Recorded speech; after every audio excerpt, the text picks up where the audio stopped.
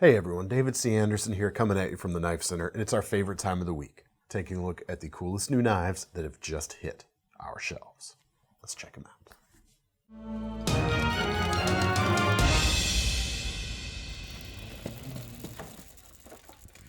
All right, first up this week is a restock alert on one of our exclusives.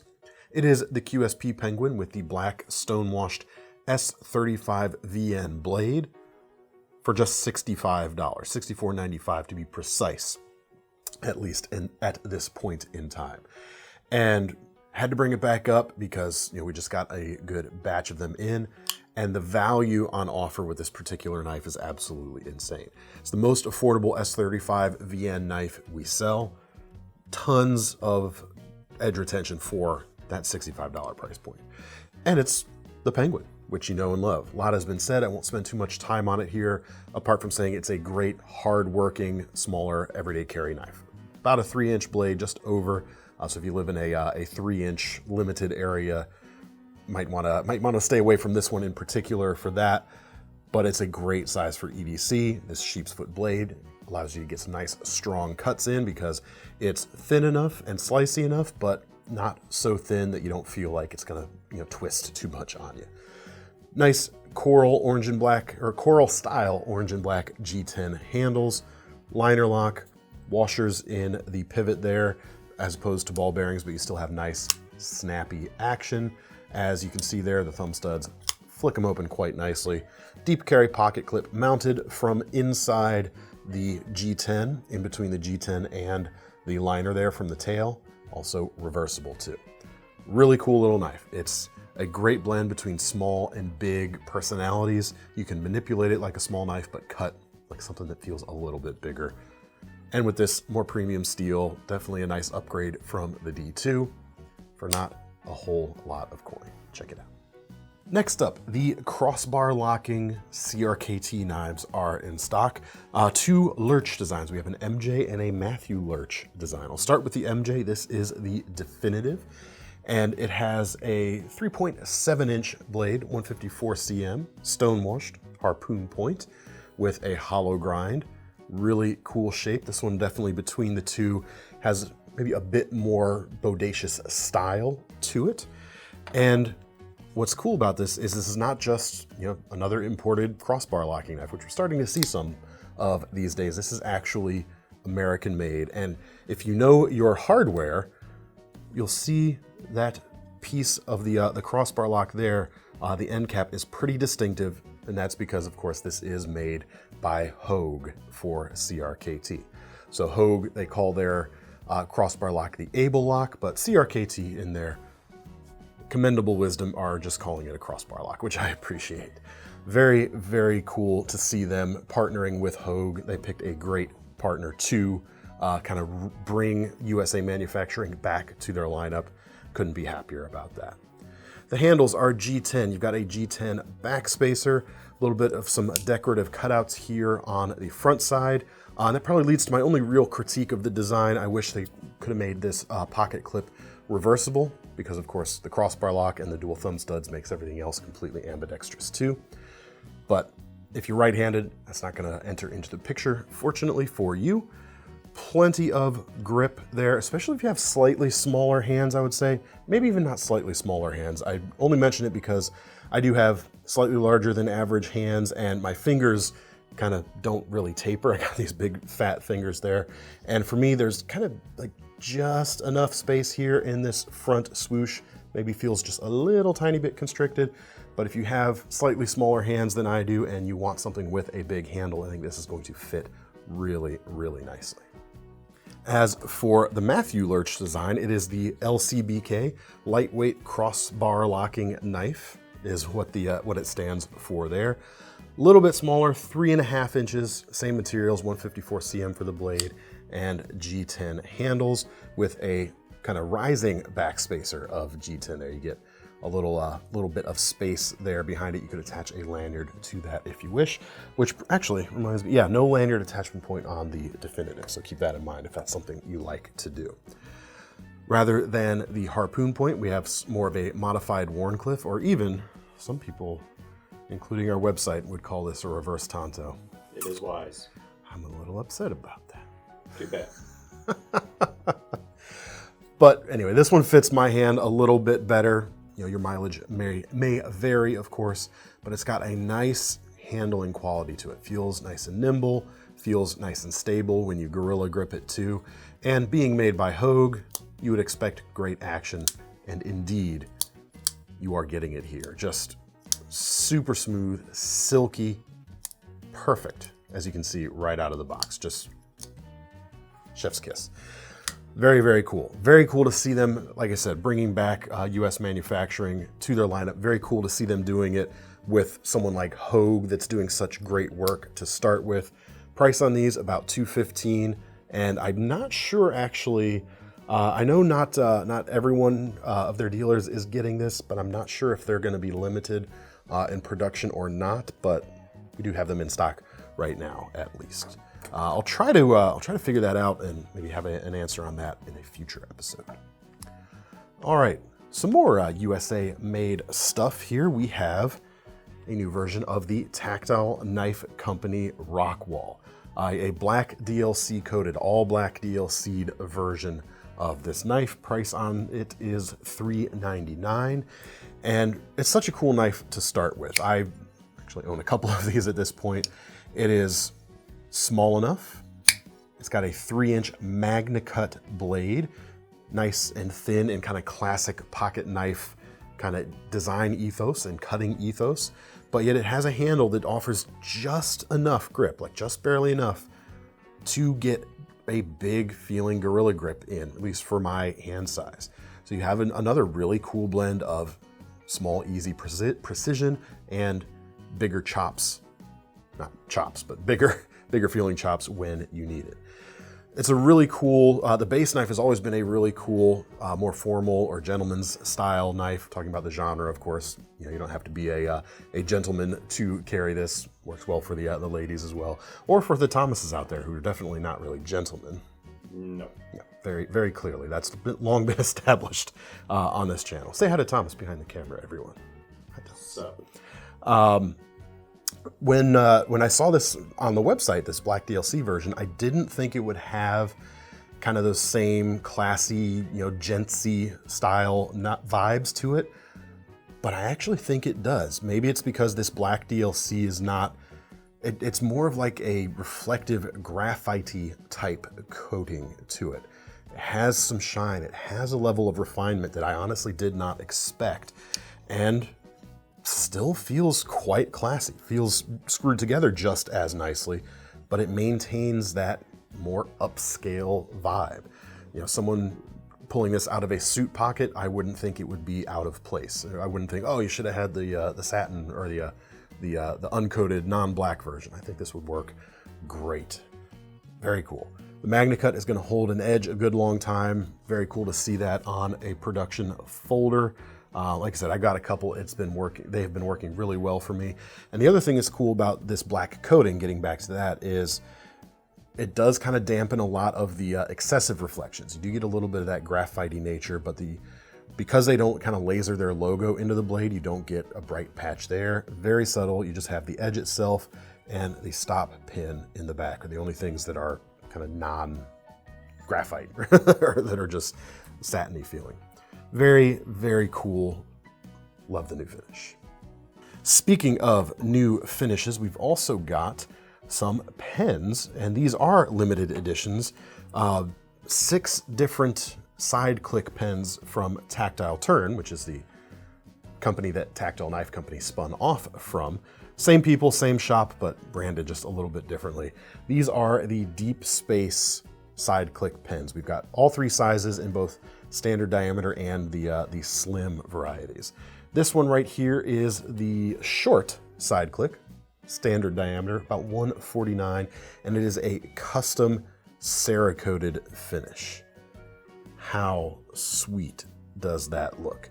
Each one is going to be a little bit different, so you've got some individuality with all of these pieces.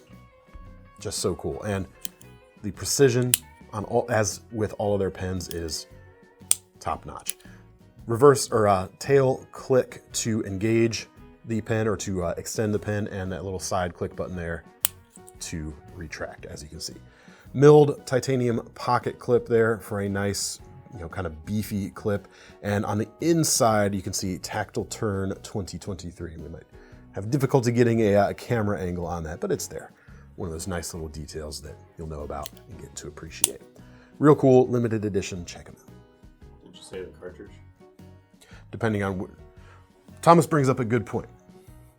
Sometimes. Sometimes I do talk about cartridges, and depending on which size you get, it's going to take a different cartridge. So I didn't dive into that too much. This one right here takes any Parker style, Parker compatible cartridges will work. But I think, yeah, some of the other ones take different stuff too. Now we got to look it up. Loading GIF. Some of the longer ones will take a Pilot G2 cartridge.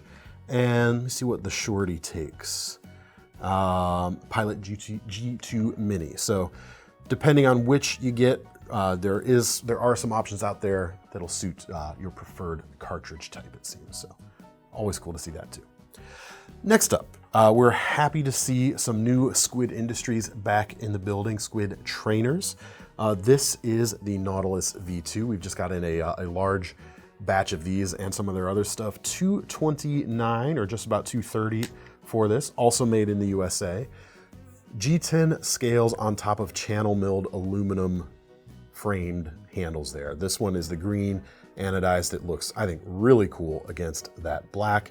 Nice, smooth, just feels so good. One of the things I really like that they did here is kind of a soft touch. The blade, of course, is a trainer. It's not sharp and it's not going to take or hold an edge the way they've got it milled out.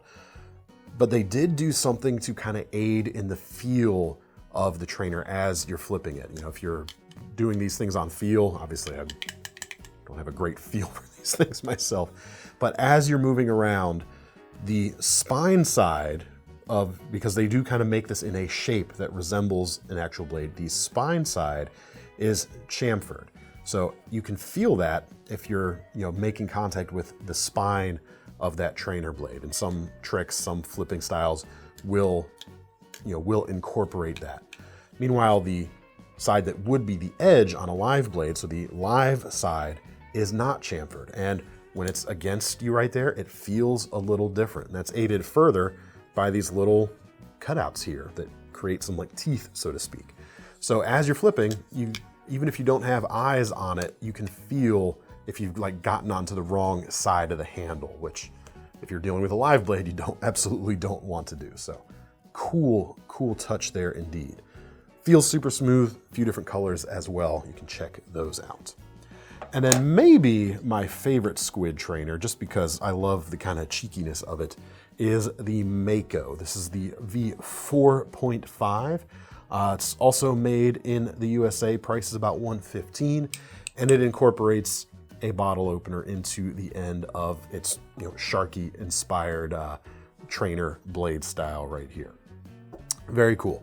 It's about 5 inches long on the quote-unquote blade there, Cerakoted finish. Satin or stonewash, but a non-Cerakoted finish is also available. Several different colors on the aluminum too. These are channel milled, very nicely done, very smooth feeling too. But as you can see or hear, it has a different sound that you kind of sense and feel in a different way than the standard or the Nautilus we just looked at. But if you're looking for some high quality trainers, this is a great one, I think, to look at especially.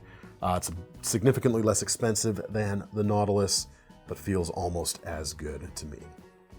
Next up, some Wii and CIVIVI. Well, we'll talk about the Wii first and CIVIVI in a little bit.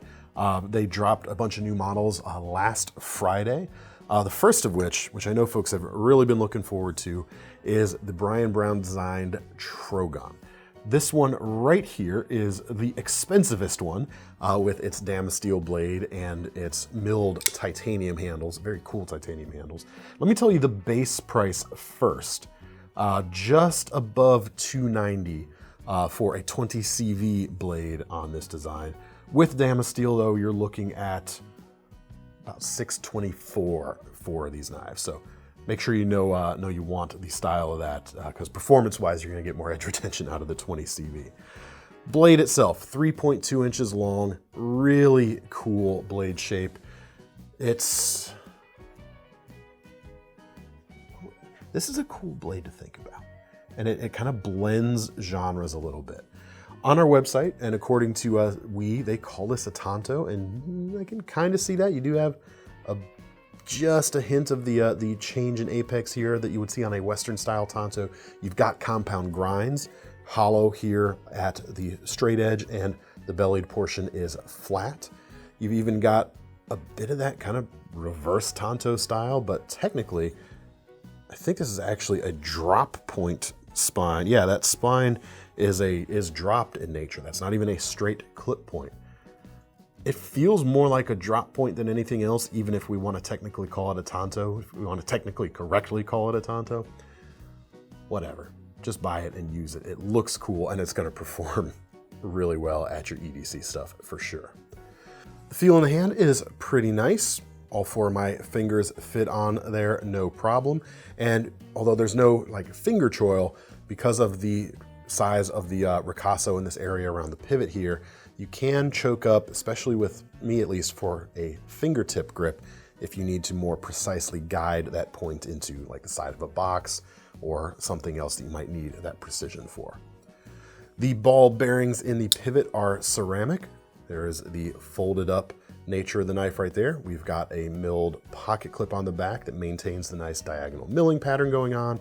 And as far as the flicking action, solid, super, super nice. It's not quite a drop shut on this particular one. You got to kind of give it a little bit of wrist, but I love this little detail here too. The way the blade spot, or the tang of the blade here follows the front end of that handle. Not a perfect match, but it blends in so nicely. Oh, last little detail I should mention, you do have a lanyard attachment point there hidden on the backside. Very nice. Next up, we have a limited edition this is the Makani flipper designed by Anton Chachenko. Sorry. It's the second time I've mispronounced that name. We probably have cut the first, yeah, but I still got it wrong. Several versions of this. Cheapest one, or least expensive one, $299. This one right here, which is a little more amped up in terms of its fancier materials, $319. So not a huge jump up from the base models on this one. And that's probably because all the blades on these are 20 CV, 3.61 inches. What are we calling this on the site? Let's find out. We're calling it a drop point. Good, because they might go for that reverse Tanto thing. I'm very glad they didn't, because this is very drop pointy in nature. Really cool horizontal milled finish, or horizontally grained finish on those satin blades. Looks super premium.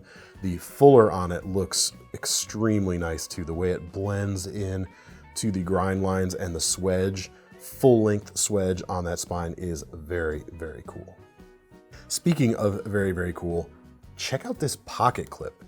It is just this achingly cool milled clip design. I love the way the point of it nestles in to the point of the handle there. And I love the way it kind of swoops in and curls around here at the front. Just very cool, very complex shape going on here. Just superb. And a really cool anodized finish on it as well, which also matches the anodized finish on that titanium backspacer too. So nice.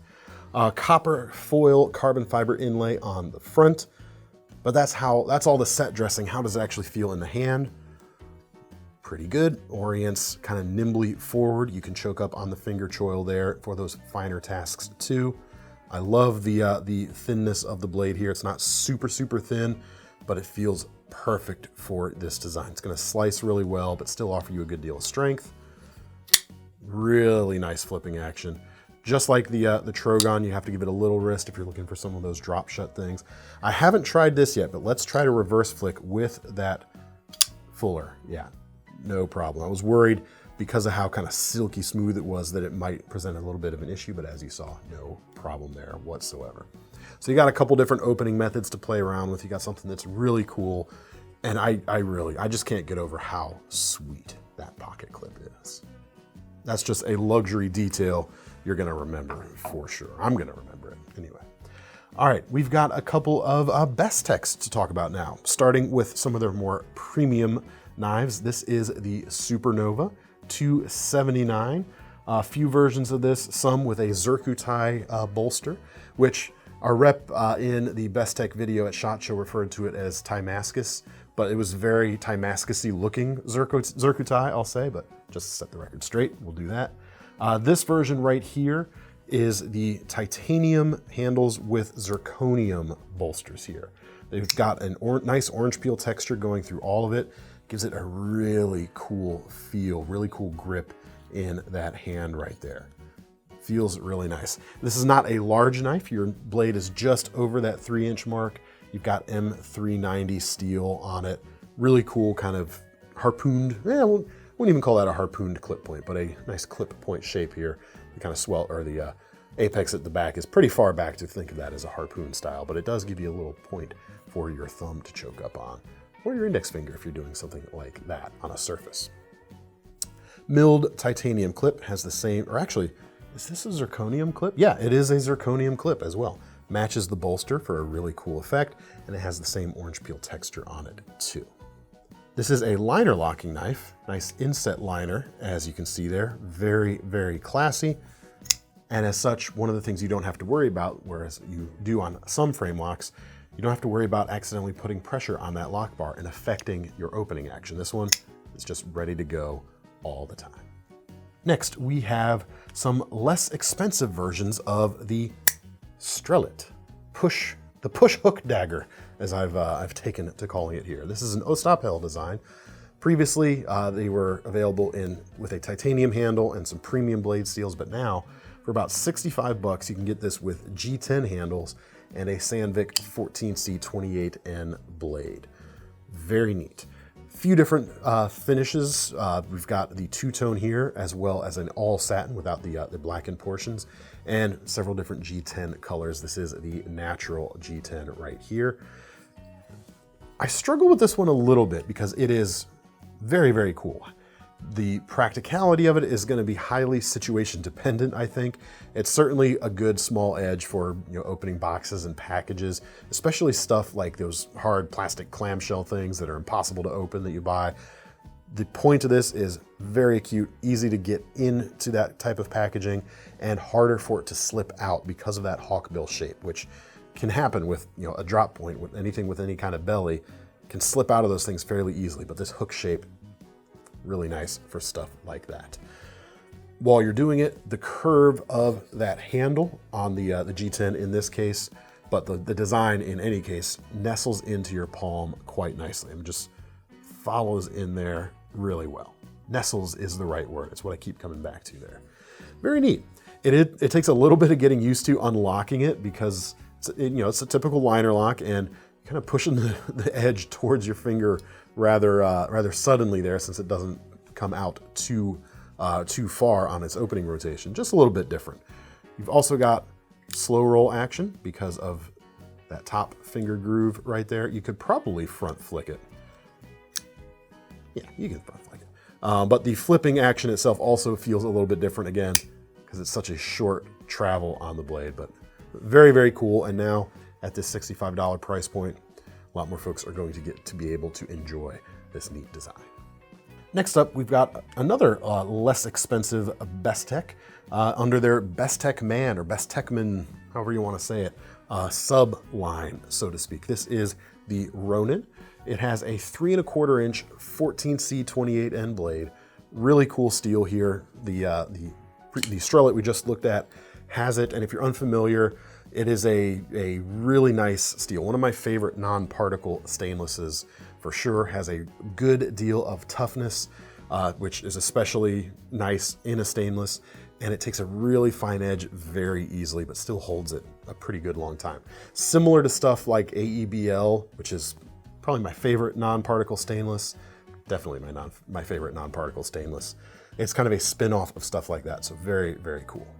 You've also got an ambidextrous crossbar lock here, housed in a very robust feeling handle, I gotta say. G10 over full stainless steel liners, a little skeletonized to remove weight, but they are full length and they're they've got a little bit of thickness to them compared to what they could have gone with. And as such, it is an extremely stable feeling handle when gripped. There's no give in there at all. And yet, thanks to the contouring there, it kind of feels also very, very good. Several colors, a couple different blade finishes, satin, black, and a stonewash finish. They have this particular knife with the black blade available in a stonewashed and a satin finish. So you've got two choices right there. I haven't talked about the price yet. $52 for this. Really, really nice. The crossbar locking action is what you want. Very, very nice indeed. As for the pivot construction, let me just make sure. Yep, we've got ball bearings in the pivot here, as opposed to washers, which is kind of the long-running standard in the genre. It's just really nice. My only critique on this one too, kind of like the CRKTs we looked at the front, even though we've got a very nice deep carry pocket clip and all the controls on the knife are ambidextrous, the clip is not reversible. Only downside there. But if you're a righty and you have $52 plus tax and shipping to spend, you can do a lot worse than that knife right here. It's got a really cool shape to the blade. It's a drop point, but it's got style to it. It's got a handle that feels like it could stand up to heavier work. You're getting a lot of performance, a lot of knife for your money. All right, now we've got some CIVIVIs. The first is a Ray Laconico design. This is the Sokoke. This is the more premium version for $93.50 with its Damascus blade, which is based on 9CR stainless steel, so 440C levels of performance, more or less. The base versions are $63, and I believe, yeah, they come with that Sandvik 14C 28N steel. Really cool stuff. And the lines on this are just great. More and more, I'm digging Ray Laconico's stuff more with each passing day, it seems. This has got a really cool profile to it. But the blade itself is really cool. 3.35 inches. It's a drop point, but it's got some style too. Pretty much a full height full height flat grind with an almost full length swedge there. Very cool, very thin, very sharp edge in grand CIVIVI style. They do that so well. Linen micarta handles. Very cool to see. Linen micarta backspacer, deep carry pocket clip, which is reversible, but the lock itself, the inset liner, is of course right-hand biased. And this is a front flipper, or if you're like me and you kind of stink at front flippers, you've also got thumb studs for flicking.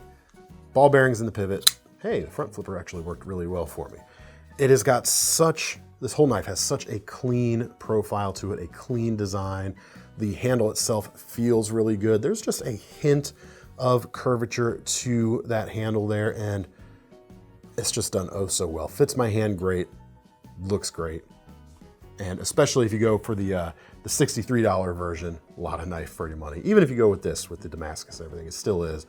But I think especially at that lower price point, it's extra compelling.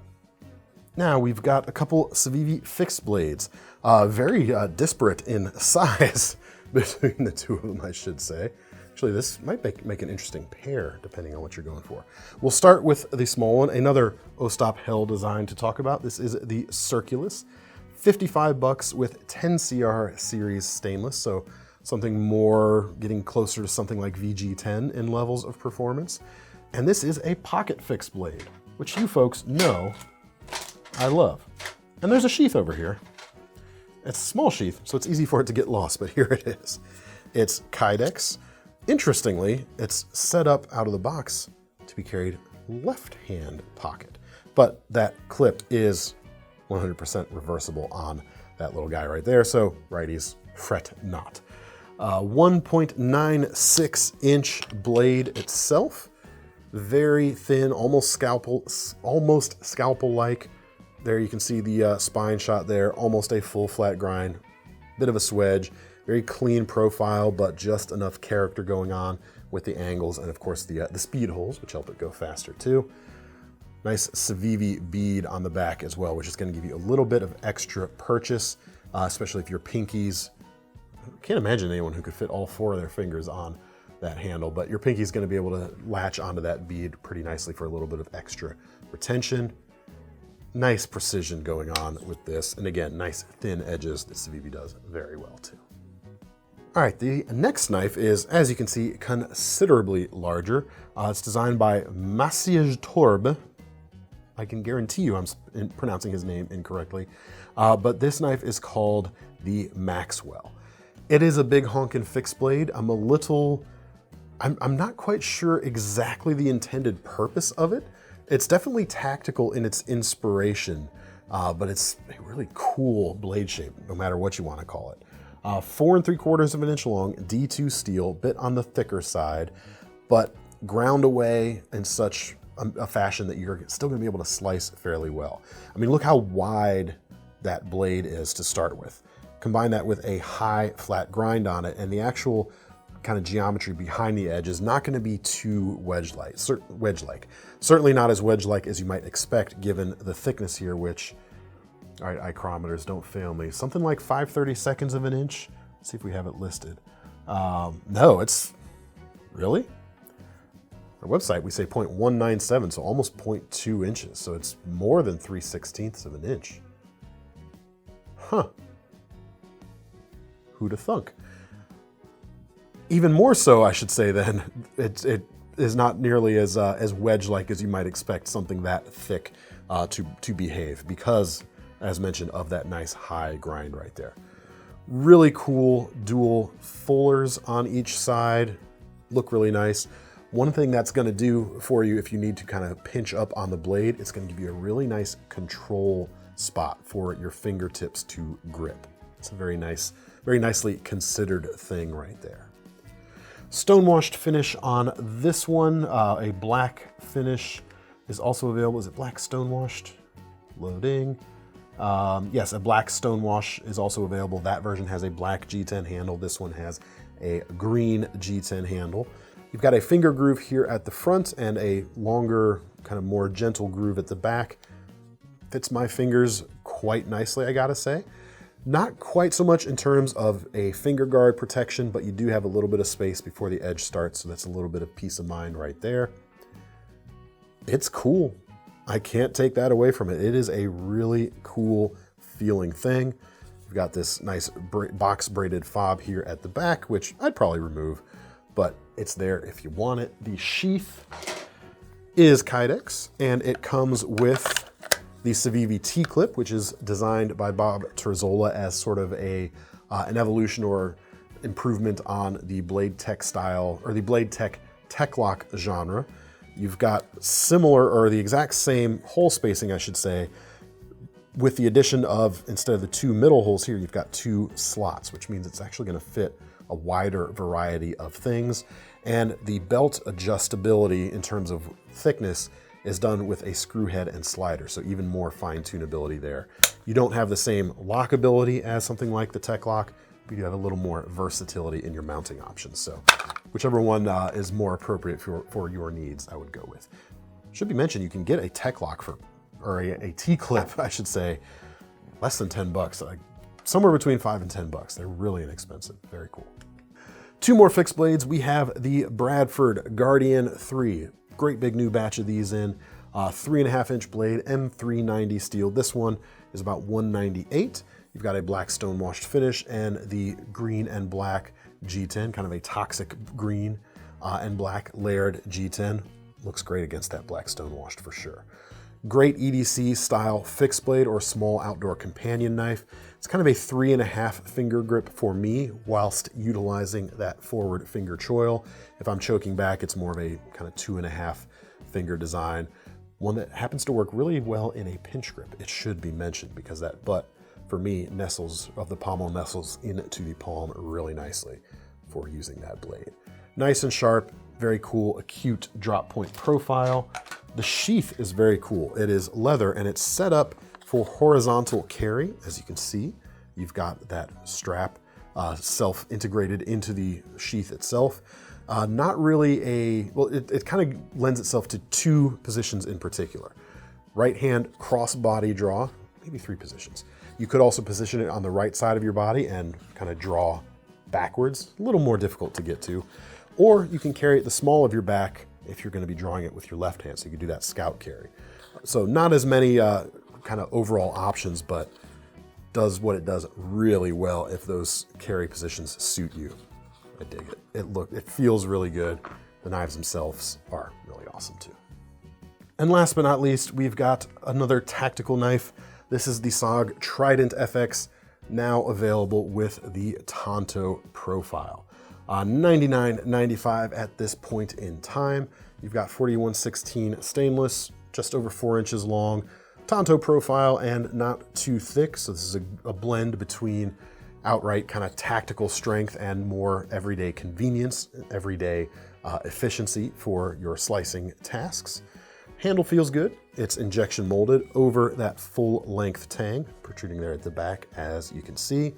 Orange peel texture here, kind of an aggressive orange peel for a lot of grip, but something that works in a lot of grips at the same time. Very cool knives. But the sheath on these are also really nicely done.